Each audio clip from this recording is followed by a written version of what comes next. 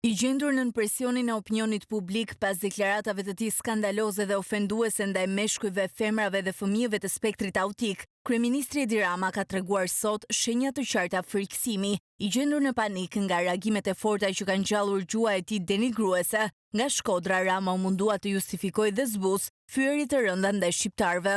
Edhe përpiqen tani që të më fusin në sherr me gjithë burrat e Shqipërisë. Unë se kam problem, por nuk është e vërtet ajo që përpiqen thonë. Unë nuk them që ata burra janë gjysmak në jetën e përditshme, por politikisht nuk mushin. Por Edi Rama vjoi me deklaratat skandaloze, ku në vend që t'ju bëj thirrje qytetarëve që të dalin masivisht në votime më 11 maj, mendoi skenare se si të pengoj meshkujt për të votuar. Mos lini shoqe, mos lini kojshie, mos lini krushk, mos lini kënd pa taku e pa fol.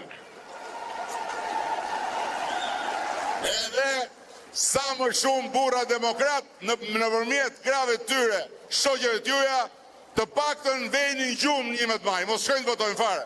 Tentativat e Ramës për të zbutur deklaratat e tij ofenduese erdhën pasi edhe komunitetet fetare dënuan gjuhën e rëndfyese dhe seksiste të përdorur nga kryeministri Edi Rama gjatë takimeve elektorale. Kreu i Myftinisë së Shkodrës, Muhamet Sytari, reagoi ashpër ndaj fjalorit të kryeministrit Edi Rama duke kërkuar distancim.